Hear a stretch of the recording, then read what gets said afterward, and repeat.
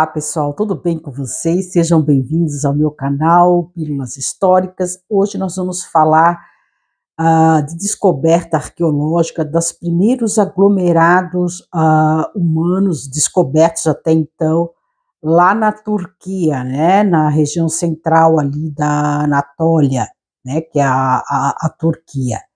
Então é interessante, pessoal, que é uma comunidade, né? Já uma né, a cidade, né, aglomerado ali de cidadãos ali já mais fixados, né, à terra, pessoal. Então é a chamada, né, o aglomerado, ou a né, urbanização da cidade de Çatalhöyük, tá, pessoal? Mais ou menos ela floresceu entre 7.400 anos a 6.200 anos antes de Cristo, tá? Ela foi achada, né, pelo arqueólogo James Melayer em 1958, tá? E daí começou-se a fazer isso. Então é bem interessante, é bem legal essa aglomeração de Çatalhöyük, né? Por quê, pessoal? Porque descobriu-se que eram aglomerados, né, de casas, né, feitas de adobe, de argila ali, e elas não tinham ruas, era tipo favos de mel, assim, e as pessoas entravam dentro das suas casas através dos telhados, então elas andavam pelos telhados e elas entravam através de escadas e cordas para dentro da casa. Então era uma do ladinho da outra ali, segundo os estudos, e as pessoas né, se comunicavam, né, no terraço, caminhavam pelos telhados. Olha que interessante. Então a vida ali era centralizada na casa, a vida doméstica ali. Então eles tinham ali, entre aspas, umas salas especiais onde tinha ali pinturas, né, nas paredes ali, principalmente cenas de caça, tá, pessoal? Também tinha incrustado ali cabeças, né, esqueletos de cabeça de bovinos. Então acho que talvez isso tinha uma simbologia, né, religiosa ou anímica para eles.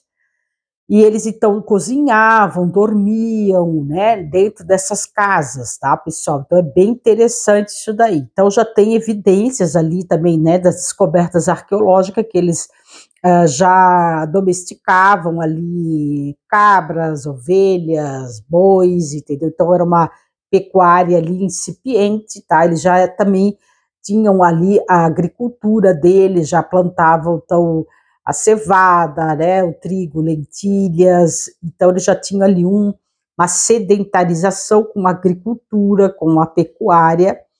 E é interessante que a vida social, então, ela se dava nesses telhados dessas casas. Olha que interessante. E eles já tinham ali um culto de uma deusa, né, chamada deusa sentada, que era representada em estatuetas, né, de pedra ou madeira, em que era uma deusa ali, né, envolta por leopardos ali, animais felinos ali, e também tinha então era basado no culto aí da fertilidade, né, da terra, da agricultura, enfim. Então é interessante, pessoal, tu vê como, né, o ser humano culturalmente já vai se diferenciando nessas regiões do mundo, tá? Então eu quis trazer pela peculiaridade, né? Não sei se vocês já ouviram falar dessa né, cidade, né, um aglomerado aí já de pessoas vivendo em comunidade, mas com características bem peculiares, pessoal. Então, quem tiver a oportunidade de ir à Turquia visitar o sítio, aí fica o convite. Até eu não conheço pessoalmente, mas pretendo ir visitar essa comunidade. Achei bem interessante. Então, eu fiz um vídeo aí ilustrativo, tá, pessoal? Fique à vontade para vocês verem como é que era.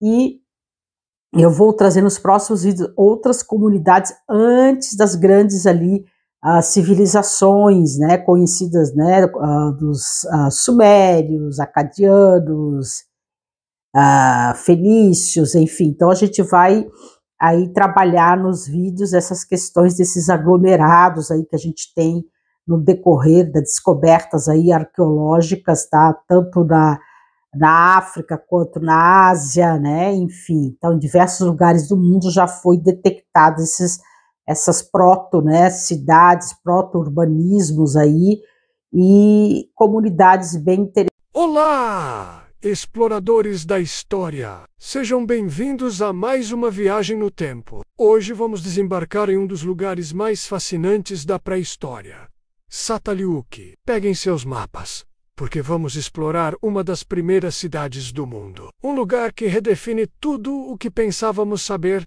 sobre o início da vida em comunidade. Primeiro, vamos nos localizar. Estamos na Anatólia, na atual Turquia. Imagine uma vasta planície fértil, há cerca de 9.000 anos. Foi aqui, nesse cenário, que floresceu Çatalhöyük. Não era uma cidade como as que conhecemos hoje, com ruas e praças. Era algo totalmente diferente. Um aglomerado de casas de tijolos de barro, todas coladas umas às outras, como um grande favo de mel. Isso mesmo, sem ruas! Então, como as pessoas se moviam? Pelos telhados! A entrada das casas era feita por uma abertura no teto, e os moradores desciam por uma escada de madeira. Os telhados formavam uma grande rede de caminhos e espaços públicos. Já pensou que loucura? Viver em um lugar onde o seu quintal é o telhado do vizinho. Essa estrutura única também servia como uma excelente defesa contra invasores e animais selvagens. Agora, vamos entrar em uma dessas casas. Elas eram surpreendentemente organizadas. Geralmente tinham um ou dois cômodos, com plataformas elevadas que serviam como camas, bancos e mesas. O fogo ficava em uma lareira central, e a fumaça saía pela mesma abertura, que servia de porta. As paredes eram rebocadas e muitas vezes pintadas com cenas incríveis. E que pinturas eram essas?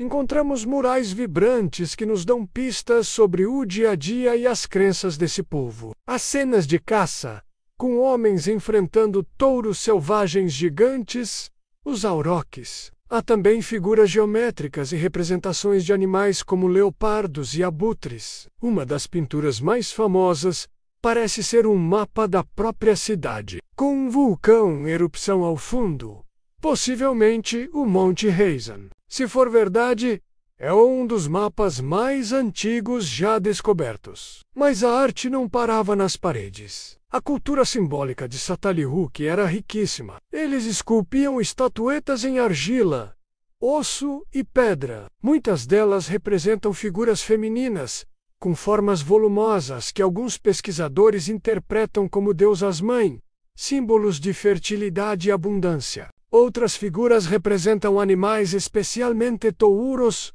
cujos chifres, ou bucrânios, eram frequentemente incorporados nas paredes das casas, como se fossem troféus sagrados. Isso nos leva a uma pergunta fundamental.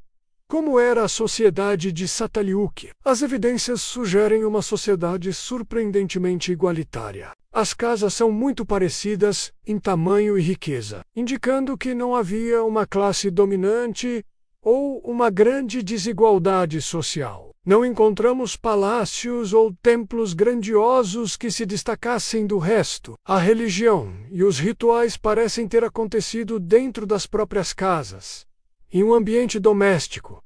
E os mortos? Eles também ficavam em casa. Os habitantes de Çatalhöyük enterravam seus entes queridos sob o piso das casas, em posição fetal. Às vezes os corpos eram enterrados com objetos pessoais, como joias de conchas ou ferramentas de obsidiana. Esse costume de manter os ancestrais por perto reforça a ideia de que a casa era o centro absoluto da vida, da morte e da espiritualidade. Vamos falar sobre a economia. Que eles comiam. A agricultura estava começando a se desenvolver. Eles cultivavam trigo, cevada e lentilhas. Também criavam ovelhas e cabras. Mas a caça ainda era muito importante. A obsidiana, um vidro vulcânico negro e cortante, era um recurso crucial. Eles a extraíam do Monte Heisan, aquele vulcão das pinturas, e a usavam para fazer ferramentas afiadas, facas, pontas de lança e até espelhos polidos. A obsidiana de Çatalhöyük era tão boa que eles a comercializavam, com outras comunidades a centenas de quilômetros de distância. Por que esse lugar incrível foi abandonado? Após quase 2.000 anos de ocupação contínua, por volta de 5.700 a.C., a população começou a diminuir e, eventualmente, o local foi deixado para trás.